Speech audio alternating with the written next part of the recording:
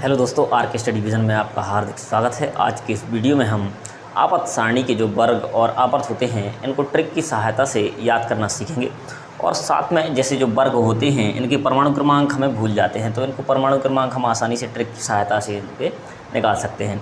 आवर्त सारणी देखिए, अब आवर्त सारणी में जो क्षैतिज रेखाएँ होती हैं इस प्रकार से बाएँ से दाएँ की तरफ, बाएँ से दाएँ की तरफ जो रेखाएँ होती हैं इनको हम क्या कहते हैं? आवर्त कहते हैं। तो जो आवर्त सारणी है इसमें कितने आवर्त हैं? 7 आवर्त होते हैं।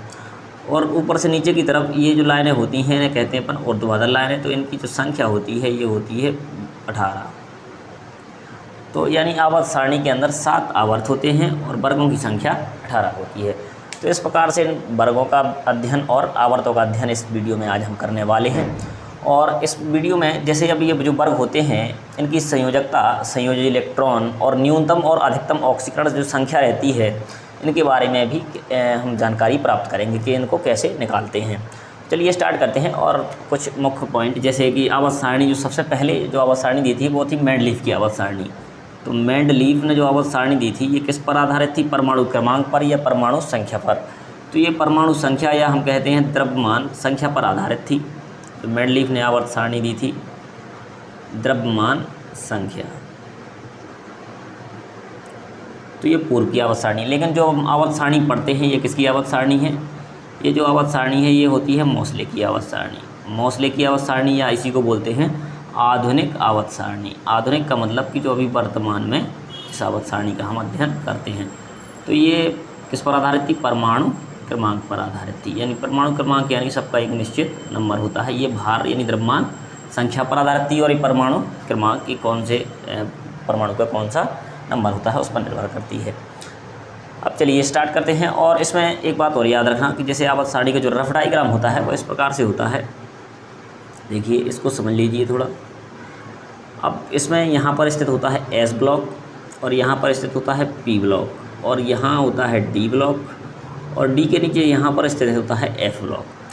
अब 4 भागों में यानी 4 खंडों में इसको बांट दिया गया है जिसे हम ब्लॉक बोलते हैं एस पी डी एफ। 4 खंड होते हैं, 4 block S P D F. S के अंतर्गत यहाँ पर जो हम अध्ययन करते हैं वर्ग 1 और वर्ग 2 और पी होता है 13 से 18। इन वर्गों को हमें याद करना पड़ता है, ठीक है। ऊपर से नीचे की तरफ इस प्रकार से हम वर्गों के नाम, परमाणु क्रमांक और इनके संकेत को याद रखेंगे। और बाएं से दाएं की तरफ इसमें डी ब्लॉक के तत्व आ जाते हैं। यहाँ पर गैप होता है बीच में, डी में कोई भी तत्व यहाँ पर नहीं पाया जाता है क्योंकि डी होता है तीसरे आवर्त से प्रारंभ होता है। चलिए स्टार्ट करते हैं आज के इस वीडियो में।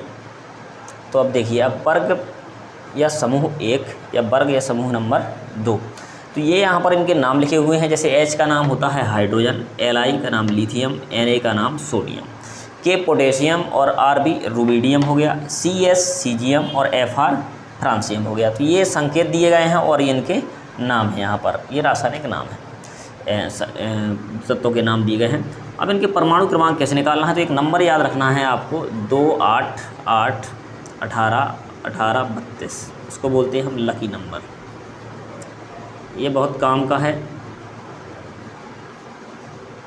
अब देखिए हम यहाँ से कैसे निकालेंगे इनके परमाणु क्रमांक। शुरुआत में जो पहला तत्व होता है इनका हमें परमाणु क्रमांक याद रखना है। जैसे शुरुआत में यहाँ पर क्या स्थित है? हाइड्रोजन, तो इसका परमाणु क्रमांक कितना होगा? 1। अब यह क्या, इसमें क्या करेंगे, ये हम शुरुआत से जोड़ जाएंगे। कितना जोड़ेंगे? 2। तो लिथियम का आ जाएगा अपने पास 3 हो जाएगा।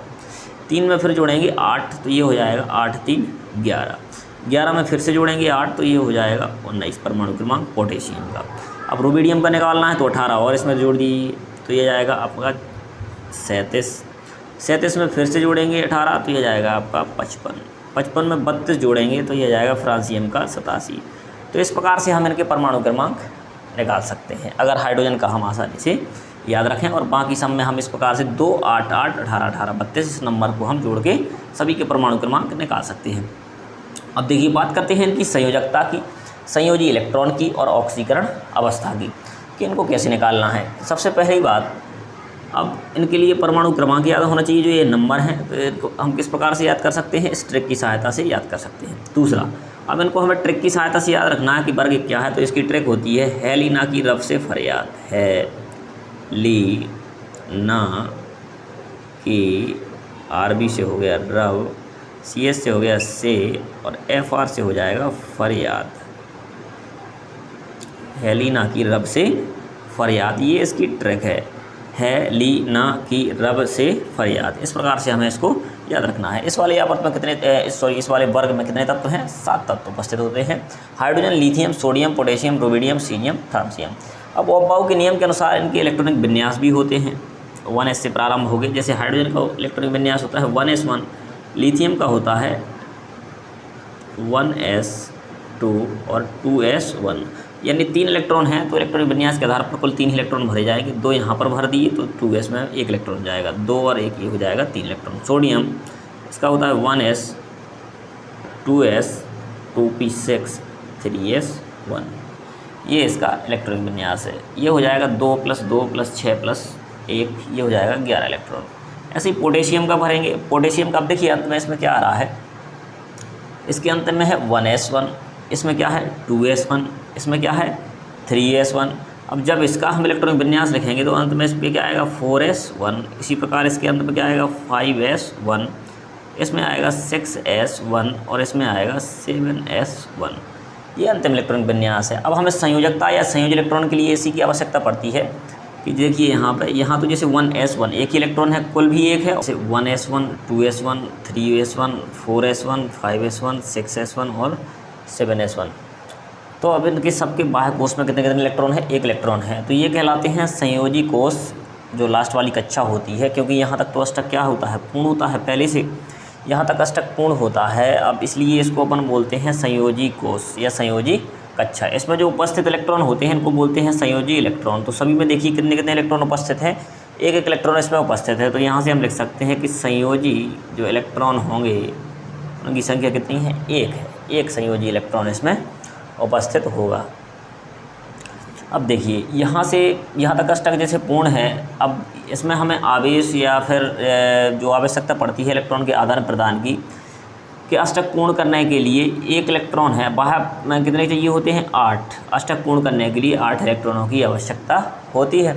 अभी 1 इलेक्ट्रॉन है तो ग्रहण करेगा तो 7 इलेक्ट्रॉन इसको ग्रहण करने पड़ेंगे, और अगर ये त्यागता है तो 1 इलेक्ट्रॉन आसानी से त्याग सकता है। तो इसलिए आसानी से 1 इलेक्ट्रॉन त्यागता है, जबकि 7 इलेक्ट्रॉन ग्रहण नहीं करता है। तो 1 इलेक्ट्रॉन त्याग करेगा तो इसकी ऑक्सीकरण अवस्था हो जाएगी +1। तो यहाँ से हम लिखेंगे ऑक्सीकरण अवस्था बराबर +1। ऑक्सीकरण अवस्था +1 होगी। अब इसकी अगर संयोजकता पूछी जाए, संयोजकता का मतलब होता है धनात्मक या ऋणात्मक। इसने इलेक्ट्रॉन या तो लिए हों या इलेक्ट्रॉन दान किए हों, जो न्यूनतम जो संख्या होती है उसी को हम बोलते हैं संयोजकता। तो कितने इलेक्ट्रॉन इसने दान किया? 1, तो इसलिए +1 आवेश। तो यहाँ से हम लिखेंगे संयोजकता, इसकी संयोजकता आ जाएगी 1। तो संयोजी इलेक्ट्रॉन की संख्या 1 है, ऑक्सीकरण अवस्था +1 और संयोजकता 1 है। तो यहाँ से एक ये मान और लिख लेना अच्छे से, संयोजी इलेक्ट्रॉन बराबर 1। तो ये तीनों मान हमें याद रखने हैं।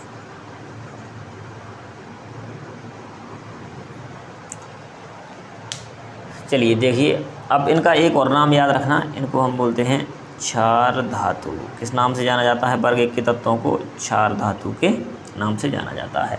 अब देखिए यहाँ से वर्ग नंबर 2 या समूह नंबर 2, एस ब्लॉक के अंदर 2 ही वर्ग होते हैं, वर्ग 1 और वर्ग 2। तो इनके संयोजी इलेक्ट्रॉन, संयोजकता और इनमें योग करने का तरीका हम जानेंगे। देखिए अब जैसे यहाँ से बेरिलियम का परमाणु क्रमांक 4, ये हमें याद रखना है। बाकी सबका हम कैसे निकालते हैं, जैसे 12 20 38 56 88 ये कैसे आया। तो यहाँ से हमें कितनी बार जोड़ना पड़ेगा? 1 2 3 4 5 बार हमें इसमें अंक जोड़ना पड़ेगा। अब यही नंबर का उपयोग करते हैं 2 8 8 18 32 वाला।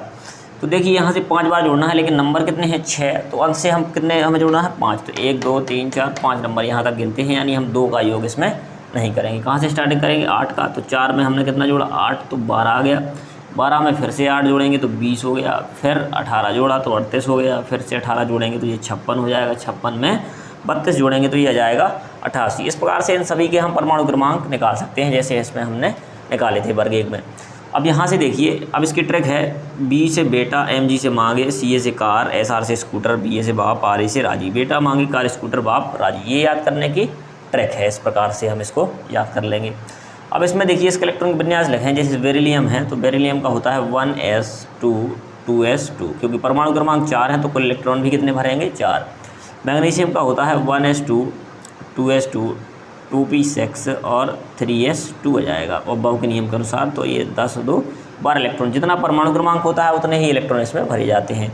यहाँ से देखिए 2s2 यहाँ 3, इसी प्रकार यहाँ आएगा 4s, इसमें आएगा 5s, इसमें आएगा 6s और यहाँ पर आएगा 7s2।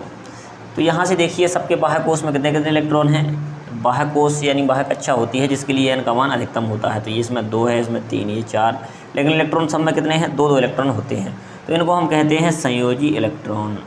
तो संयोजी इलेक्ट्रॉन की जो संख्या है इसमें इसका मान है 2 संयोजी इलेक्ट्रॉन इसमें उपस्थित हैं। अब संयोजकता की बात करें, संयोजकता होती है धनायन या ऋणायन में मान होता है और उस मान को हम कहते हैं जैसे जो या तो इलेक्ट्रॉन त्याग करने पर आए या इलेक्ट्रॉन ग्रहण करने पर आए।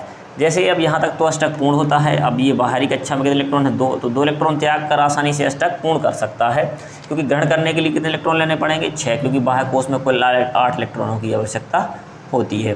तो ये 2 इलेक्ट्रॉन का त्याग करेगा, तो इसलिए संयोजकता भी कितनी हो जाएगी, 2 हो जाएगी। तो यहाँ से हमने लिख लिया संयोजकता बराबर 2। तीसरा मान होता है ऑक्सीकरण संख्या।